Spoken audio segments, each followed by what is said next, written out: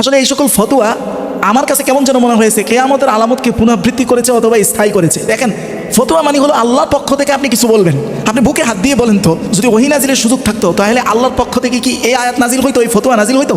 দেখেন তো রাসূলুল্লাহর ওই হাদিসটা শুনলে আপনার কাছে কি মনে হয়? আর সুনানে ইবনে মাজার বর্ণনায় রাসূলুল্লাহ বলেন, যেটা 4036 নম্বর হাদিসের বর্ণনা, একই হাদিস রাসূলুল্লাহ মুসনাদে আহমদের বর্ণনা এসেছে 7912 নম্বর হাদিসের বর্ণনা।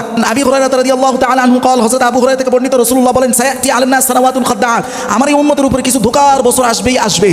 কেমন ধোঁকার বছর? ইউসাদ্দাকু ফিহাল কাযিব, মিথ্যাবাদীদেরকে সত্যবাদী বলে প্রচার করা হবে। ওয়া ইউকাযযাবু ফিহা সাদিক, সত্যবাদীদেরকে সমাজে বিভিন্নভাবে মিথ্যা হিসাবে প্রতিষ্ঠিত করার চেষ্টা করা হবে। ওয়া ইউতামানু ফিহাল খায়েন, আর খেয়ানতকারীদেরকে সমাজ আমানতদার হিসাবে প্রতিষ্ঠিত করবে। ওয়া ইউখাওয়ানু ফিহাল আমিন, আর যারা আমানতদারিতা করত, যাদের আসলে আমানতদারিতা আছে, তাদেরকে সমাজ খেয়ানতকারী হিসাবে প্রচার করবে, প্রতিষ্ঠিত করার চেষ্টা করবে। এটা কোন জামানা? রাসূলুল্লাহ বলেন, ওয়ায়ানতিকু ফিহা রুয়াইবিদা, যখন নেতৃত্বে থাকবে রুয়াইবিদারা, কথা বলবে সব জায়গায় রুয়াইবিদারা। রুয়াইবিদা কি? কিলা ইয়া রাসূলুল্লাহ, সাহাবায়ে কেরাম জিজ্ঞাসা করলেন রুয়াইবিদা কি?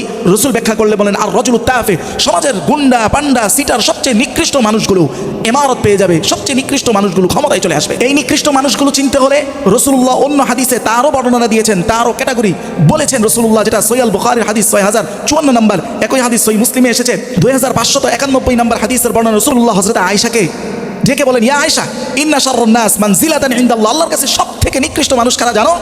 মান তারাকাহু আও ওয়াদাআহু, যাকে মানুষ ছেড়েও যায় অথবা যাকে মানুষ স্বাগতও জানায়, ইত্তিকা ফুহশিহি, একমাত্র তার অনিষ্টতা থেকে বেঁচে থাকার জন্য, অর্থাৎ তার ভয়ে তাকে হয় ছেড়ে যায়, অন্যথা তার সমীহ করে। এক হাদিসে রাসূলুল্লাহ এটাও বলেছেন যে ভয়ে সালাম দিবে। আপনি দেখেন তো এই সমাজের কোন মানুষগুলোকে মানুষ ভয়ে সালাম দেয়, আপনি নিজেই বিবেচনা করুন।